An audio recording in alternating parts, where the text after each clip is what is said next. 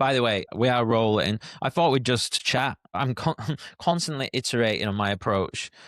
And like, I don't know if you do this or how often you would change your approach or whatever, but I'll go from like, right, okay, like 3, 2, 1, let's go. Do you know what I mean? And then the person like turn like rabbit in headlights. And then what I've found at the moment, I'm always trying to find like just easy ways to do things, right? And so I'm like a bit of a fan of the cold open now. And I basically just go a load of chit chat, and then I just find when does the conversation get interesting, and I just start it there.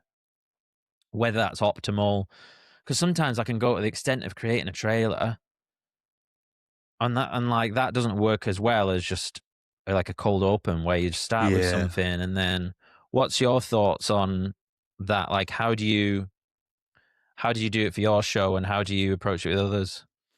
So I used to do it like the hello and welcome to the Waffle Shop podcast today, blah, blah, blah. Yeah. And then I felt like it was too rabbit in headlights. So then I started switching it up to doing it like I would take almost like 3 quite punchy moments from the show and put it at the start, almost like a trailer, bit of music, and then go into like, today I'm joined by so-and-so. Yeah. Like, let's get into it. But now, well, to be fair, it's not so much, obviously I don't particularly podcast for the Waffle anymore, but like from working on others, it's that almost like the soft opener, as you've just described, that I think is really endearing. That I think people like, it eases people in. You get that almost like behind the scenes-esque, oh, what do they talk about when they're not recording? So obviously a lot of these people, like when you've got their time with them, they almost like come with a list of points that they want to make, or, you know, they're going to say these really punchy social media clip-esque bits that they feel like, you know, their Stephen Bartlett moment. And sometimes you don't need it. Like, I like having that little human element. You know, it's almost like they're a bit more vulnerable before you're like, right, we're recording now. And they switch on and it's like, you know, as if they're on stage. Yeah. So it's a real mixed bag, but I think it depends on the show and the host as well, because I work on everything from like a corporate podcast right the way through to like independent creators. So it's a real kind of mixed bag of kind of like what feels right, who the audience is. But ultimately, mate, it's your show. So you can do whatever you want and whatever feels natural to you. Yeah, I think sometimes I wonder if I'm trying too much the 80-20 rule, or but then other times I'll spend like a weekend trying to do the perfect intro trailer or whatever, and it just doesn't work. And I go, what's the point? I might as well just do, well, I called it a cold open, you call it a soft open, but that's sort of just like straight in. And then because of the effort level in terms of, and it's not because we are lazy. It's like I'm doing this on my own, and it's every single week. And it's like I don't want to fall out of love with the labor. So it's like, how can I make it as effortless as possible? Because I do think that will come across in the conversations. It massively comes across in the conversation. But also, I think a lot of people as well, they don't realize how much hard work it goes into each and every episode. Like, the conversation, in my opinion, is the easy bit. It's the like production, and then post-production, there is a lot of work and a lot of time. Like, you could spend days working on those trailers and stuff like that. And ultimately, mate, people are still going to listen regardless because of you who's hosting it. Yes, there's an element of like, oh, you know, well, what if that podcast is doing this, that podcast is doing that, but also they're not you. And they might have a team of people that are creating that kind of stuff for them. It's these kind of podcasts for me that really draw me in. Yeah. Because but I think the important bit is that you're actually trying it as well. You know, you could just like, no, this is the way I do things. That's it. So the fact that you are, you know, testing it and like trialing it and stuff like that, like shows how much heart that you have got in it and how, you know, you're in it for the long run. You're not in it just for the sake of like, oh, I'm going to start this podcast. I'm going to do it for, I want this amount of money. I want this. I want this. I want this. So I think it's a huge testament. And that's what I'm like genuinely what I want from a podcast, but also from, I guess, even from a business point of view, that's the kind of person who I would want to work with, because it's like, you know, they're not sold like or set in their ways. They're open to like collaboration. They're open to kind of learning, you know, testing, failing, all that kind of stuff. I think when it comes to podcasting, well, and life in general, that's where the gold is. Mm. Yeah, it's. I went through a phase the last few months of probably trying to over-professionalize Yeah. my conversations, and I was getting in a place where I wasn't getting that connection, and I feel like we may have even had a similar conversation 18 months I ago. think we The did. same thing, right? And then a few weeks ago, I had a guest on, and it was just one of these free flowing.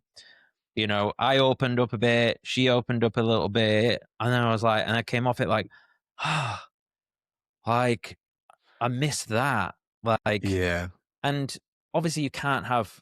Well, you could have all of them like that, I suppose. It's nice to have a mix. But it's almost like you need some of those that just fill your cup rather than just like take it from you. Yeah. But on the same level, don't not challenge yourself. Like I had, who did I have on the other week?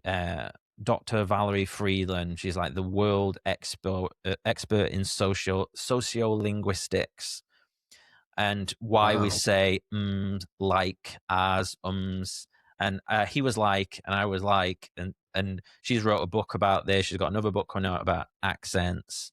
She's been on very big podcasts. Um, and it was a bit of a challenge for me because it was the first time in a while I'd had a professor on, because I went through Yeah. a phase of having quite a lot of people from the academic world on, and then all of a sudden I was like, "Oh, you're stupid," you know what I mean? And coupled with the fact that we're talking about saying things like, and obviously that brings attention to how you're speaking in the moment, which can put you in a little bit of, and you'll be familiar with Chris Williamson, right? Yes. Yeah. Yeah. Yeah. And she was on his show and we were talking about him, and afterwards off air we were chatting, and she was like, oh, like, because he's like this like jacked dude, she didn't think that he would have these thoughtful questions. And she said to me at the end, she said, I've really enjoyed this, has been like a really pleasant conversation, thank you so much. And because she said, oh, Chris Williamson said, had very thoughtful questions, right? Afterwards I'm like, why weren't my questions thoughtful? And I'm going around in my head being like, well, you're obviously not as good. But also I'm like, of course you're not as good. He's done like 1,000 episodes. He's been doing it for 7 years. And I'm there like comparing myself rather than focusing on the compliment she gave me, Yeah. which is that I'd had a really nice chat. And yeah, it's a funny And old is it thing. his thoughtful questions, or is it his team's thoughtful Oh. questions? Not to discredit anything, I don't know. Yeah, I I believe don't I'm know. fairly certain it would be him, like based on how much I know about him. Because I think for a very long time it was just him and his video guy, and he's Yeah. only just brought in extra people. So, Okay. um, but yeah, but also balancing that with, okay, is there something to learn there, but not castigating yourself too much. Um, But it's the comparison thing, isn't it? You could mm, drive yourself insane with that. It's yeah, one of the biggest things I say to people who are going into this kind of like form of media with like podcasting, whether you're doing it for your business, whether you're doing it for fun, like don't lose sight of like who you are and why you're doing it, mm, because you can like, and the amount of people who like, oh, they guarantee to say like, oh, the podcast that they listen to is a Diary CEO or Joe Rogan or, mm-hmm, you know, the rest is history or, you know, those kind of like big shows. And it's just like, well, you're not them. mm-hmm. And there's a chance, like, not to sound negative, that you're never going to be Yeah, those yeah, kind of shows, yeah. because they've been in their kind of like job roles and doing that kind of thing for like years. They're years ahead of you. Mm, But don't lose sight of like who you are and why you're doing it, because it's mhm. that the Diary CEO doesn't have. They can Yeah. have all the people in the world working on that show, but they don't have you. So it's like I always try and kind of like manage, not necessarily expectations, but almost like just don't lose sight of you. Yes, she may think like those questions are really thoughtful, but also she said that she had like a really pleasant conversation. You may have caught her off guard. She might have gone on like, sat where I'm sat and thought, he's going to ask me this, he's going to ask me that. And it wasn't. It was just a free flowing conversation. And Mm, it's why people listen. It's two yeah. people having a conversation, learning something about each other. That Mm. to me is what makes a good podcast. What do you think about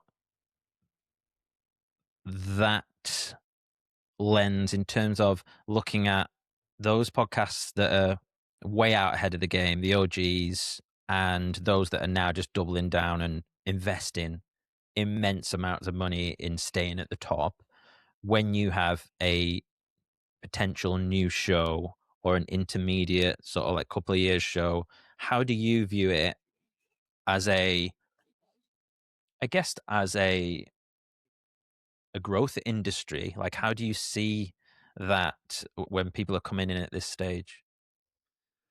I think the first thing is consistency. Again, you can't compare, like, whether it is podcast or someone's life in general, like, it's the experience. You can't compare yourself if you're just starting out, like in the gym, for example. You're not going to be able to lift the same level of weight as someone who's been training for like years. It doesn't work like that. So consistency is always key for me with this kind of conversation. Um, but I think again, it's that kind of level of like, just don't lose sight of why you're doing it. Like if you're going into it and you want like fame or you want the live shows and all that kind of stuff, like they are achievable, but you do need to kind of like, you know, double down on what it is that you want from it and be prepared to put in the hard work. Because Mm, as you know, mate, it is a lot of hard work to, mhm, even show up some days when, if you're not feeling 100%, we said it at the start, mhm. I've got a cold, you're not feeling 100%, your body is literally like in agony. So, like even to show up on days like this, like it is difficult. Mm, Um, I've done it from, obviously I've gone from like my bedroom to like studio to like live stages. It's it's quite the kind of contrast. And I think I've broke the mold a little bit from an independent podcast because I've just kind of like thought, well, fuck it, I'm going for it and just see what happens. Um, so I do think you have to have that level of like almost like tenacity and just be like, well, I'm going for it anyway, even if the mhm, answer is no. Um, but I think on those days when it's not quite there, like you still need to kind of like show up if you want it that much. Like, because 9 times out of 10, you'll have that conversation. You'll be like, well, you actually said it. You're like, fuck, I want more of that. Like, it actually, I've had many conversations that I haven't looked forward to that have actually turned around to be some of the best conversations that I've had, the mm, biggest lessons that I've learned, and that biggest mood changer to like, oh, okay, I'm actually very privileged to be able to like sit across the room or, on a recording with some people. yeah. And I haven't kind of taken it for granted at all. I can't remember what the conversation was, but I really hope that was some form of answer there. But like, I think the crux of it is just don't compare yourself, and just like if you've got an idea and you've got like a real kind of like passion and hunger for it, regardless of like the topic or what avenue you want to take it down, just go for it. No Mm, one has to see it.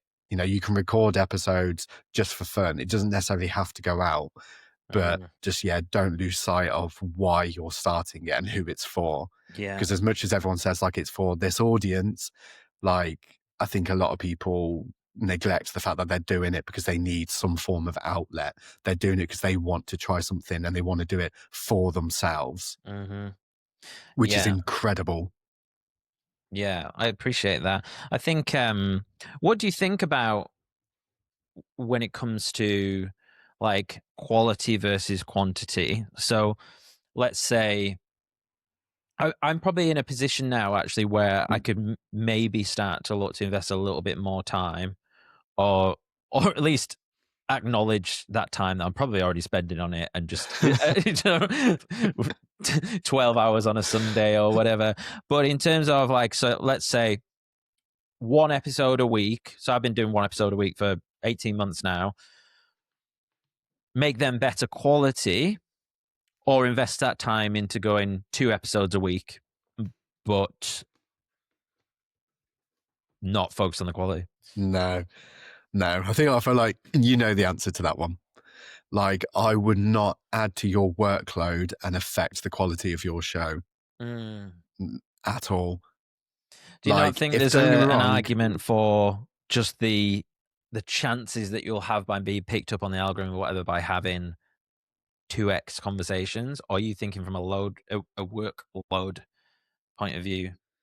I think if you're going for 2 episodes like a week, there's a chance that you're going to overload your audience and you're going to dilute the power of the conversations Mm, that you're having. The workload is a whole different question because you're essentially doing everything you're doing now, but mm, twice. mm, You run the risk of then falling out of love with it because you've kind of set an unhealthy like expectation on mm, yourself. mm, Um, so I would always focus on quality over quantity, because as much as you've got like a dedicated audience, but they also expect a certain level, if you're firing more content at them but it's like of a lesser quality, you run the risk then of being like, oh well, he's rushing this, or it mm, doesn't seem like as good as what it used to be. um, so unless there's an argument to say, like, if you did like a mini episode, or like, stuff that you learn from like previous episodes, or like best bits, or even if it was just more of an insight in terms of like your mm. training, what you've been up to, Yeah. give the audience a bit more of you in that respect, rather than kind of giving your guests the platform to speak and share their stories. That I agree with, but keep it short and sweet.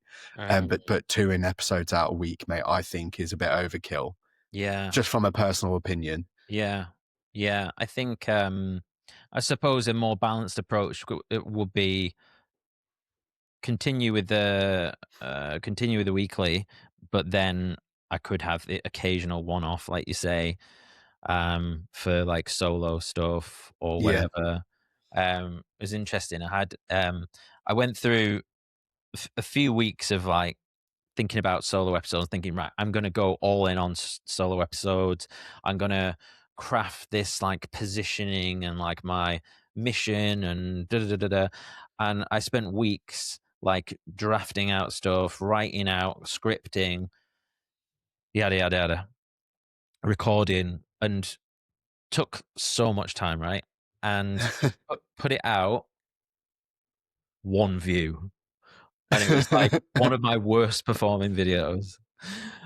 And I was like, right, fuck this. I'm not like, so I re-edited it. I cut it in half, like as succinct as possible. And it was a very sort of actionable kind of focus, like trying to help people type episode, right? yeah. And I put it out again, and it was like 6 views or something like that. And then I had a new listener, uh, message me about some of the episodes we listened to and asked me like for some recommendations. And I was like, oh, well, maybe this one and this one with this person and this person. And then I followed up and I said, like, how did you get on? What do you think? And she said, oh, I listened to solo episode 22. And I was like, what the fuck was on that? I know, because I can't remember. It was like such a long time ago. And then I pulled it up and she said, oh, yeah, you were just, you were talking to all these like tools and tips that you've like noted down or whatever. And then I remember and I was like, wow. And she's like, I thought it was fantastic. Like it was so actionable. Like I just Wow. love the format. But I remember then that was just basically improvised. And it was just me and my notes. And because and I just note down something I'm doing, like a productivity hack or something like that. And I'm just listing them and talking, and they were so free flowing, and it's interesting. that I think it's like we'd say in the gym, like rate of perceived exertion. Like, how hard are you trying? And if you can just dial it back a little bit, like you can get More. possibly, yeah, more Yeah. than trying to over plan and whatever. And as it was, I did actually send her that other episode and said, "Just what do you think of this?" And she enjoyed it, but she was so surprised to learn that that one had taken me so much longer. Yeah. Um, and I think the lesson here that I'm trying to, I guess, remind myself is yeah, just lessen that grip a little bit, and because, like you say, it's the burnout thing, isn't it? Mate, it's burnout. And from personal experience, it's one of the reasons why I had to step away from the show altogether. Mm, Because I was at one stage, I was running at a rate that was weekly episodes. I would give myself a hard time, depending on who the guest was. Like I peaked. I don't want to say I peaked too early. um, but it was like I was getting like consistently like incredible guests, like very high profile mhm, guests, like on the Waffle. And then I was like, I was losing sight of like why it started. It was like speaking to people like me who had been through similar things that I had been through, and you know the tools that they used or the lessons that they've learned, like that's what where the inspiration is. So week in week out I was like wheeling in like these pop stars or reality TV stars, and I was just having the same conversation over and over and over again. It was incredible, like I loved it, like not taking anything away from the conversations or the guests that I've had on, but like I just completely fell out of love with it because I wasn't learning anything new. And it got to that stage where I was like, I'm burning out with this. I feel like I'm just repeating myself. And then what I love about what you've just said is that you spoke to your audience, you asked them for feedback. mm, And that was the biggest eye opener. Because when I did that, it was like, you're not saying anything. Like we're listening to this show because of you, but you're not saying anything. So I mm, was like, right. So I'm bringing in these kind of like big, impressive people that I think is like, this is it. This is going to be the one that blows this whole show up, this, that, and the other. And it wasn't. It was anything. It was having the opposite effect yeah, to what I thought it was. Um, and obviously, lo and behold, it kind of like then had a bit of a, not necessarily a negative effect because I think I was kind of done for quite a while, but I was just like, no, I really miss it. I really miss it. I need to keep going.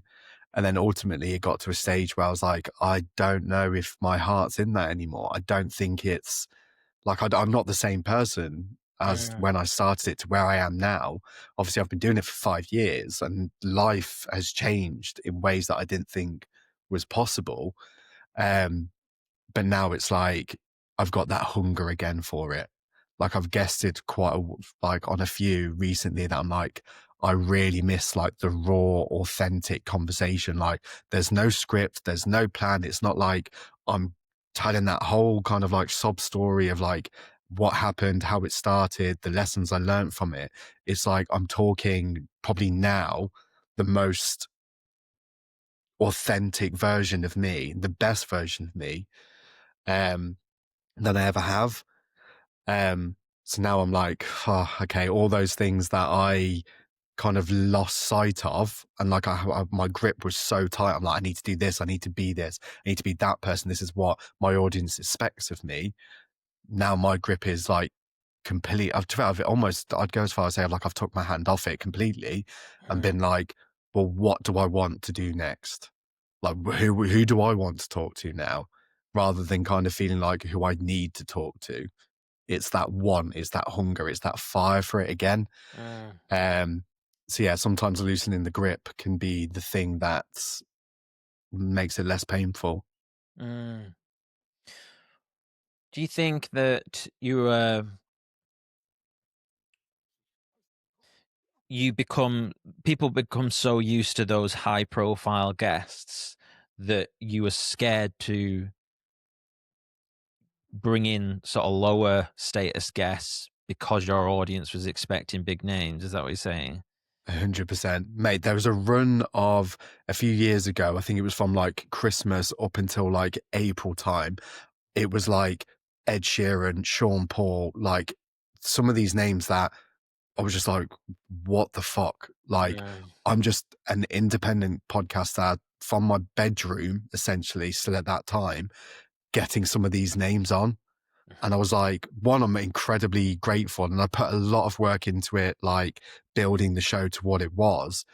But then it got to a stage where I was like, that I was getting more no's. It was like, oh, it's not right now. And it's like, well, what do I do? Because my audience is expecting like almost like these huge pop stars or these huge TV stars that it's not quite sustainable, especially then when it got to a stage where people wanted fees, they wanted, to be paid for their time, which I can completely respect, but I can't pay £600 for Rita Ora to come on the show and talk to me for 30 minutes. Like it's not sustainable. I don't have, it doesn't make any money. Like it wasn't, it wasn't sustainable. Mm. Um, so yeah, I did kind of like panic, and it really kind of fed into that thing. I was like, oh, maybe I'm not good enough then. Maybe, all the comparisons started. And then it's like, well, actually, I look at it very different now. Like I was lucky. I was very lucky. It took a lot of hard work, and I'm very like grateful, but also I started it to learn about me, other people like me.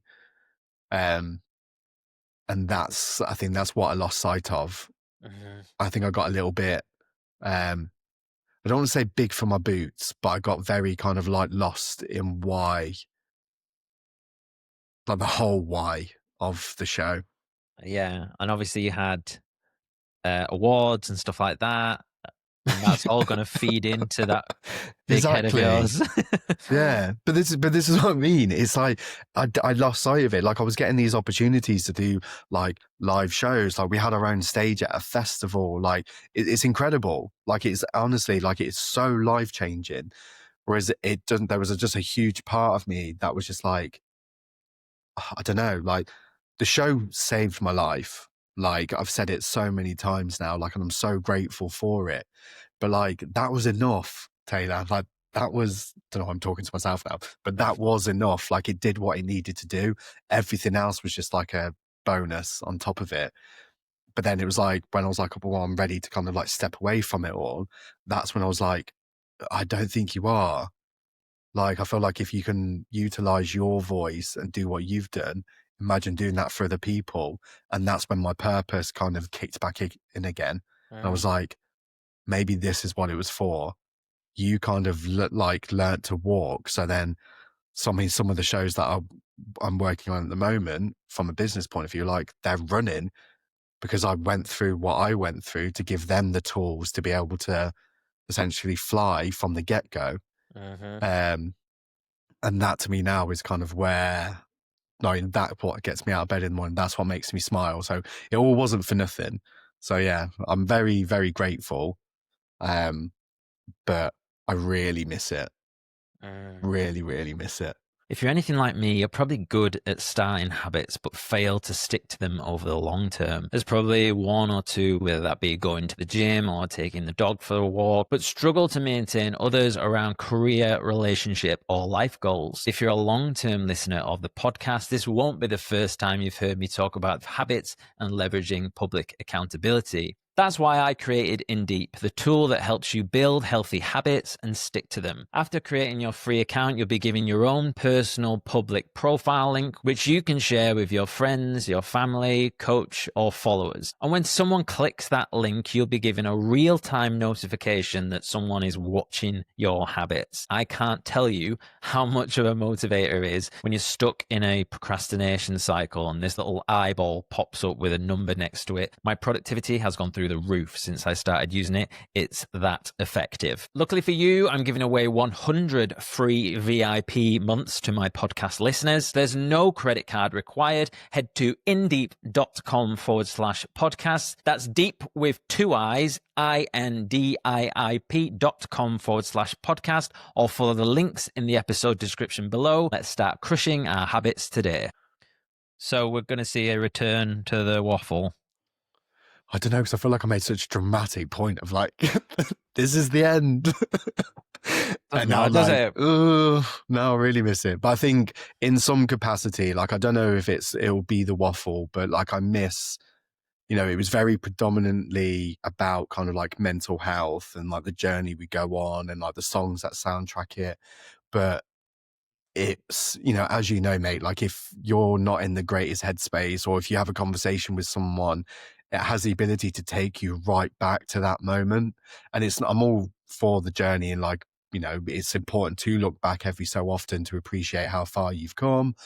But I'm just not that person anymore. Like, I'm not fixed by any stretch of the imagination. I still, I still have, those really anxious days, those really down days, but I also have some really fucking good days that I want to talk about. I want to shout about, I want to laugh about. And I felt with the waffle, like it almost kind of sat in that pocket of misery sometimes that I think a lot of the audience kind of expected. And I was just like, I couldn't, it didn't feel right with where I was, I guess, in life at that particular moment. So yeah, there's a lot of ideas that are kind of like whirling around my head. There's a lot of kind of conversations that are being had. It's just kind of like getting to that point again of that excitement about taking the leap the same way I took that leap when I first started.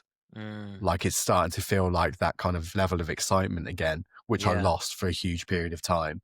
So it will be back, but I just don't know in what capacity. Interesting.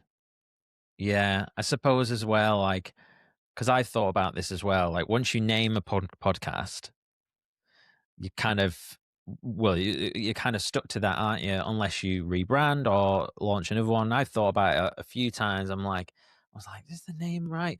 And but I almost wonder. The name almost becomes irrelevant I suppose, Yeah. unless you're a new audience. The name becomes just a symbol of what your positioning is. That's how I try and it's like not don't focus too much on the name. But it's like, but how are you positioning you that name? Does that make sense? Yeah. No, completely. Yeah. So like if you were going to turn around and if you were to start a sort of a new version of the podcast, which is a slightly different slant, but it was still called the Waffle, I think that would be okay. I mean, I don't know. You're the producer. I don't know what your thoughts are on that. Is that Yeah. something that you're thinking about, or? Well, I kind of tried it a little bit, but I felt it, it kept kind of slipping into the same kind of like interview style, the same kind of like content. So I think it needs to be almost like a hard stop for something else to start. So what would your perfect conversation be on this new thing that you might be considering? I think it needs to be more personality led. Like some of the stuff or the situations that I seem to find myself in, mate, are quite ridiculous that I just don't talk about. Like a few weeks ago, I was at a supermodel's house because I was invited to like the film premiere of her new Christmas film. And I never in a million years thought I could turn around and say like, I had to go to the toilet at a supermodel's house. It's this kind of stuff that I would never in a million years dream to say on the waffle. Because I was like, no, I need to be like this version of Taylor. Like I'm a serious interviewer. We're talking about this. And it's like, I'm kind of really neglecting a whole side of like life or my personality. So it almost needs to be the complete opposite of why I started. Like obviously with the waffle, I started because I was so scared of like mental health, or I wanted to learn about mental health. And it almost kind of went the opposite way then, because it was like I was so scared to talk about anything else because that's all I could talk about because that's what my audience wanted.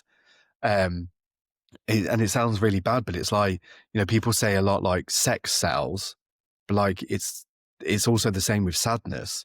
Mm, Like sadness sells, especially in, you know, content online or, you know, long form videos or podcasts.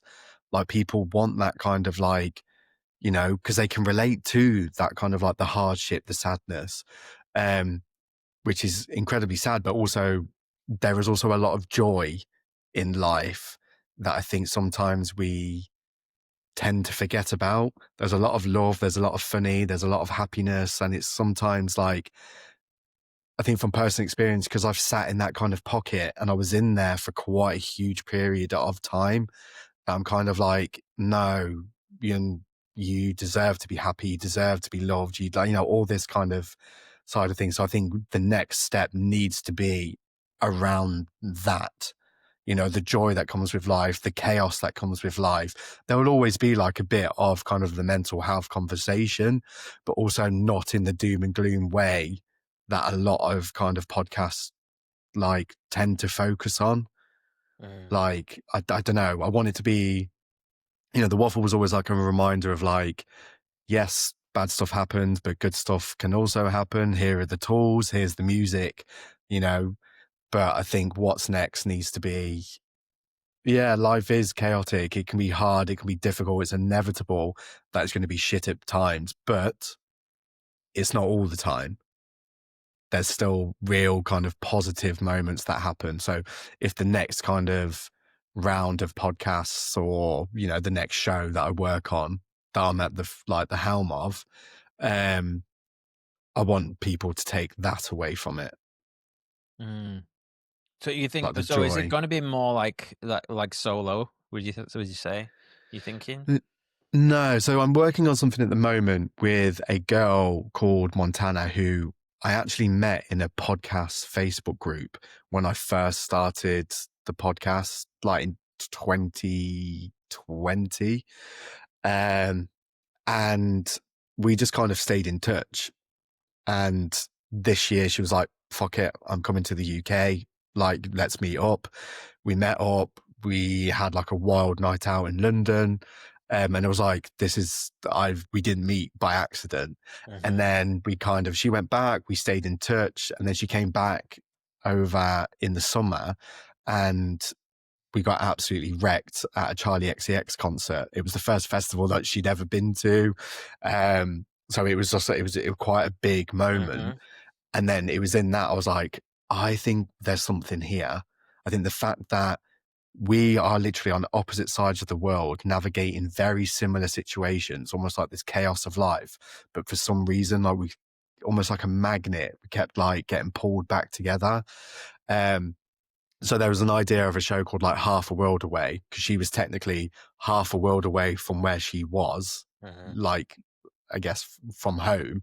But then from my side, it was like I'm half a world away of where I was, like when I started the podcast, like thought processes, you know, mentality, like life in general. And I was like, okay, maybe there's something here in terms of we're half a world away logistically, like mentally, like let's just have some fun with it. But then the way then I started to look at it was like, well, I never used to do long form video. It was all kind of like audio based. So then it was like, well, and then we had to learn how to do social media clips. And then it's like, well, then why aren't you using video? Why aren't you utilizing YouTube? So now it's like, okay, taking everything that I've learned and like, okay, well, how do I do that, but also have a lot of fucking fun with this? mm. So it's in the works. I just don't have a release date Interesting. for you Okay. as of yet. So so it's going to be you two talking about these endeavors and crazy times that you're having. Is that right? Yeah, I mean, I think it's a mix of everything because it's like when I first started, I was just this kid talking shit in his bedroom. Now, fast forward 5 years, like I'm a managing director of a production company that's producing some incredibly kind of big podcasts like in the UK. So I've got this mix of like I'm this accidental kind of like entrepreneur. She is a digital nomad. She, takes her business and she works from absolutely anywhere. But also she's navigating a long term, like a long distant relationship, like with a partner. Like I'm in this mix of like, do I want a long term relationship? Do I want to be single? Like, do I make the mistakes that I never kind of give myself like time to before? Um, and then in the mix of that, you've got like the day to day stuff, like, you know, the the natural chaos of life, like, being shat on by a bird, or, like, I don't know, that was the worst kind of example I could have gave. But like the fun that comes with life, there's little bits that we tend to kind of just like brush off. Yeah. Um, and I think, yeah, more personality, I think, because I think I lost myself. Yeah. Like the Storytelling, one thing isn't that it? massively, mate. Yeah. Well, So, I thought about this where, like, if I'm in a social occasion and I'm deciding not to be an introvert, then quite often people say I'm good at telling stories. yeah. Like, oh, you've always got a story, or whatever, and it does become. And I've thought about this myself, like, how can I get that in more to the show, because it's not easy to do the same as you would in the pub, or Mm, or whatever, where you've kind of like you've got people around you and you can kind of like, you know, uh yeah, like play with the dynamics of like those that are around you. But if it's just you and a camera, or even just you and the guest on the other yeah. side of the screen, it is harder to deliver it in that sort of a way. And when you listen to, I don't know, like someone like Matthew McConaughey, or Yeah. quite often it's people with acting backgrounds, and they're just master storytellers, aren't Yeah. they? And I think with artificial intelligence and the hyper saturation of podcasting, it has to be stories, doesn't it, that sets you apart. Yeah. And how you deliver those stories as well. Uh, Like it's really, but that's the thing. Like I view podcasts very differently now to when I first started, which is also, it comes with a huge level of expectation now. Because I feel like it's kind of, I guess, like reputation and all that kind of stuff like comes into play. uh, Um, but I also can't let that be the reason why it stops me from telling those stories, because I wouldn't be at this point if I didn't push out of that comfort zone or take that leap. mhm, So, if you want to throw in a random story, mate, like to one of your guests, like do it. Because then uh, that's prime example of people are listening to your show uh, for you. Yeah, there's a strong chance they'll listen because of who the guest is, but they're listening because of you. So if you need to throw in like oh, that actually reminds me of a time when this happened to me. Like, what do you think? mhm. Like it could be just something as that kind of like simple, just to kind of slip something in, because Yeah. it offers that kind of, if I was like a guest, it would like, oh, his walls come down a little bit. And then your guest might throw in some kind of like batshit crazy story that they've never told anyone before. Yes. So it Yeah. works both ways. It can also be very kind of like opening, and then gives your guests the permission to kind of share their story as well. Oh Um, man, 100%.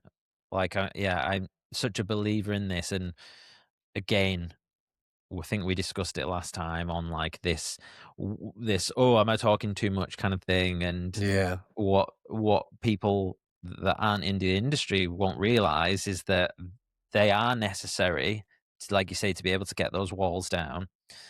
And it reminds me a little bit of something you were talking a little bit back before, so I'll backtrack a little bit, but I just wanted to um ask your thoughts and also sort of re-emphasize the point. But big guests, right?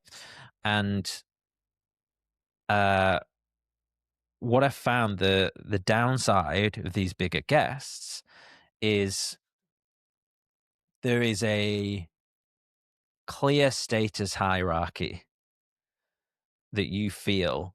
Now, um, like you've been doing this for a very long time, and I massively respect what you do. So like, do you know what I mean? You're the in the States hierarchy here. You're clearly there, but you have such a nice, open way about you. Probably because you are a podcaster, where I feel comfortable and I don't feel intimidated by Mhm. you. So that's why I enjoy talking to you, and I loved our chat last time, and we've stayed in touch since. Yeah. And it's like, but then you have these other big guests on, and don't get me wrong, it's not always always the same, but it's just like you present different versions without even realizing, don't you? But if you're the slightest bit like not comfortable, then you are just going to end up kind of just like asking questions and trying to whatever. And I think I'm making a dog's dinner at this point, but I'll give you a good example. Like I had someone on recently who's pretty big, and had a great chat. And actually, like I was like pretty open and relaxed and stuff, and I was happy with my performance. And then afterwards, I put together all the promo stuff, and I do the Instagram collab request, and didn't accept it. And then I think maybe this person might have said something to me or whatever, or did reply saying thanks or something like that. And then the other day, I was like, I could really do with a hand, like maybe like just a bit of advice, or because I was looking for some like more interesting guests. And I was like, what I'm going to do is I'm going to reach out to like a few people in my network who I've interviewed, who are like pretty well known and would probably Mhm. know a lot of people. You're going to ask, I didn't ask you.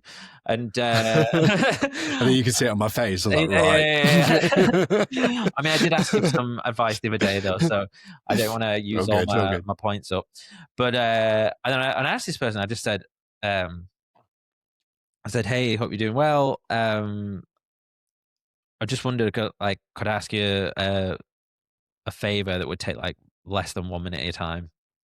And it was just seen, no reply. And I'm like, what's like, I don't know. Like, I get it, like these people are busy, but you've come on my show. Like, I've invested this time in. By the way, this person as well we're talking about approached me. Their team approached me, and I said yes. Yeah. And then they just fuck you off and cast you aside. And I'm like, I don't know. Like, I just like, I really was like, I don't want those fucking people anymore. Yeah. Like, give something back. Like, I realize that you're like, a few levels above me or one level above me or whatever, but it's like, don't be a dick. Like, Yeah. I don't know. Like, I don't see it like that. I don't. I think that's why I've caught a lot of people off guard in the past, with kind of like pop stars and stuff like that, because I don't see that. Like, we came in the same way, we'll probably leave the same way. You feel the same emotions that what I feel. However, there has been a few people have been like a little bit starstruck, mm, but I completely agree with you when it comes to kind of like the promotion, and especially quite a lot of the time when it was like quite music heavy, a lot of like the record labels or like their PR teams or whatever it was would do the outreach. Like, they'd come to me and like, we think this person will be a good mm, fit for your show. And then when it came to like the promotion of it or kind of like the collaboration posts or, even just putting something on their story, like, silence. mm, And you're kind of like, right, I've took almost probably 6 hours out of my life yeah. to, you know, talk to you, to edit this, to favor you, like to talk about your new single or whatever it might be for my audience that probably aren't interested in your single or your album.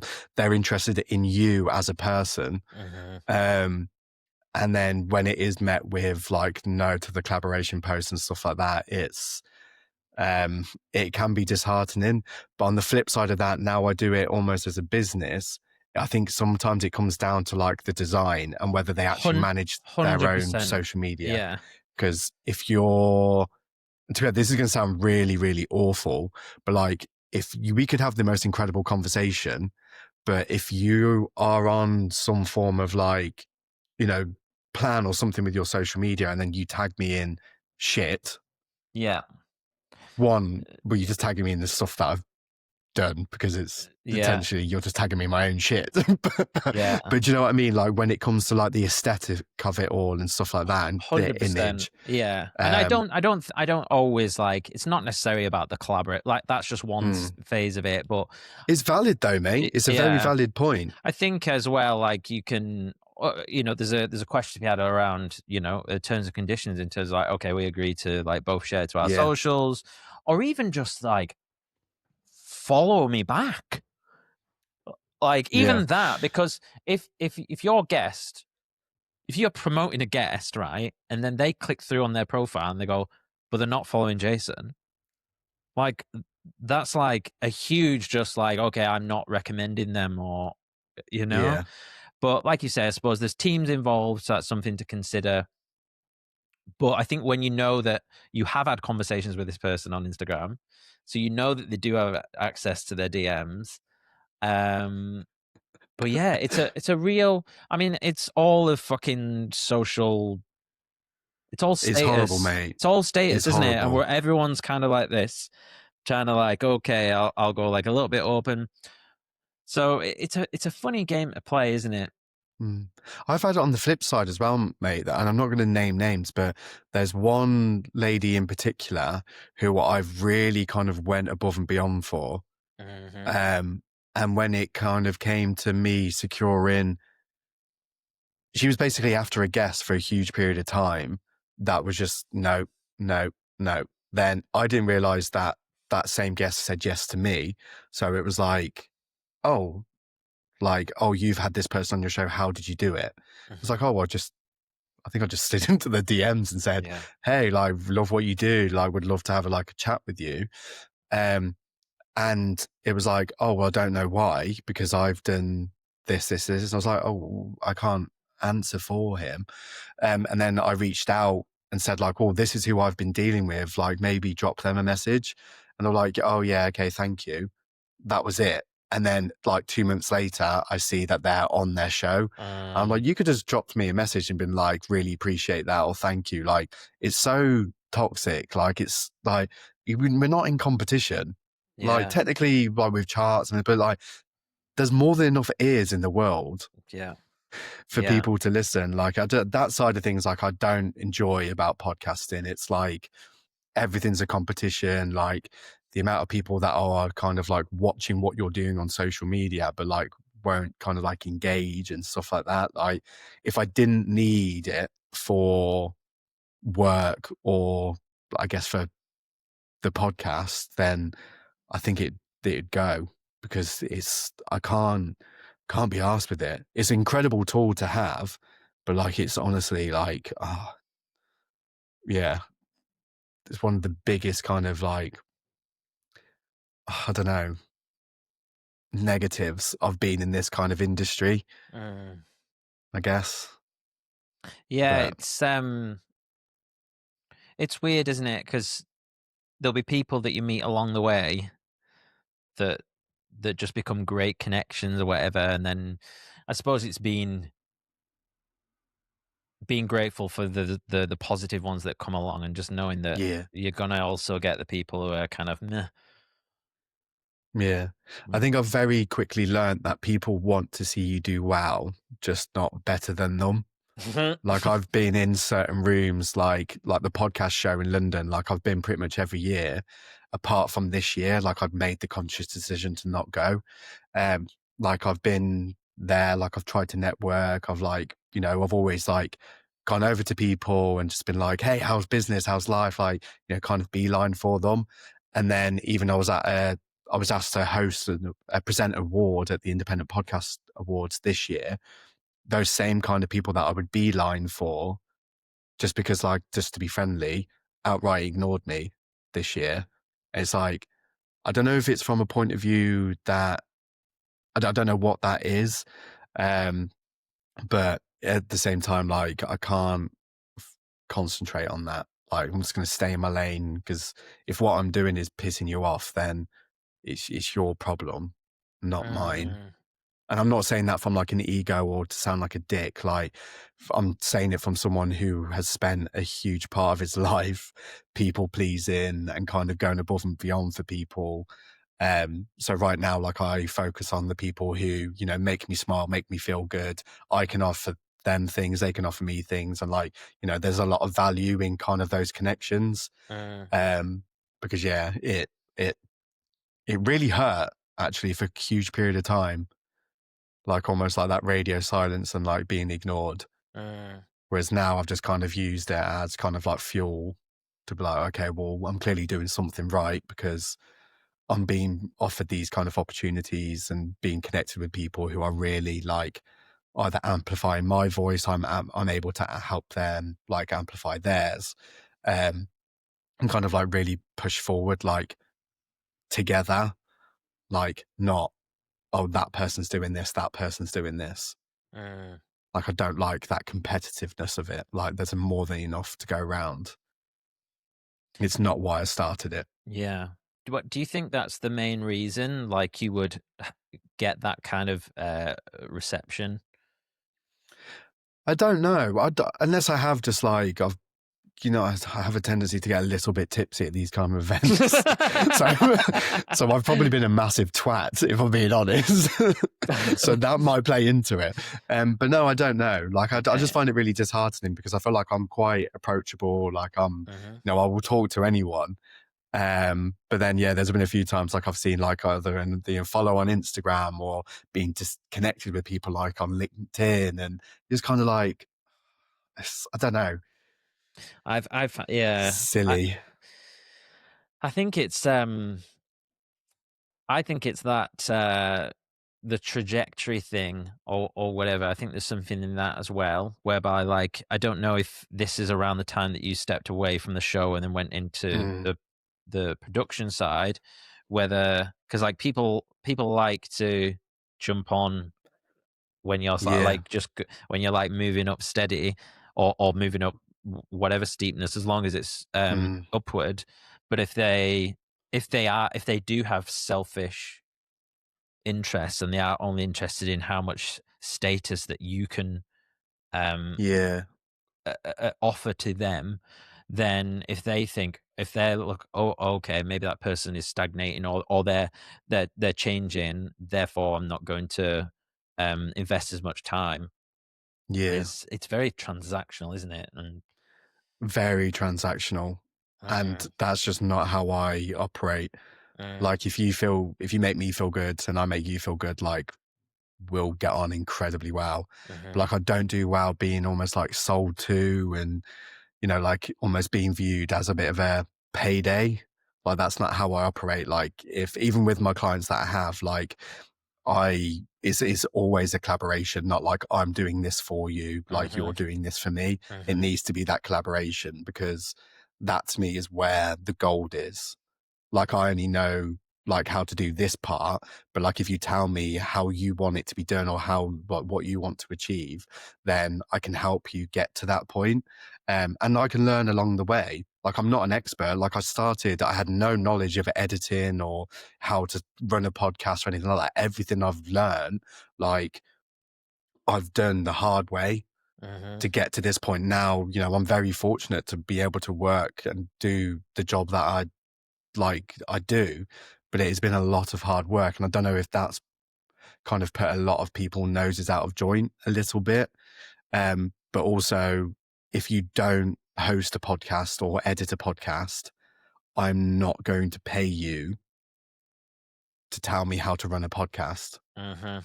Like, you would not learn how to ride a bike from someone who can't ride a bike. Yeah. So I don't know if that kind of annoys people sometimes because, again, not from an ego. That's not me being a dick. And I'm apologizing if it's making me come across as if I'm being a dick. Um, it's just kind of like there's a lot of cowboys in this industry that I can take your show from here to here. And it's like, oh, have you got any examples or like, what's your podcast? It's like, oh, I don't have one. It's like, Mm. oh, okay. So where, I don't know. I think there's a lack of credibility. Yeah. No, that makes sense. Live shows.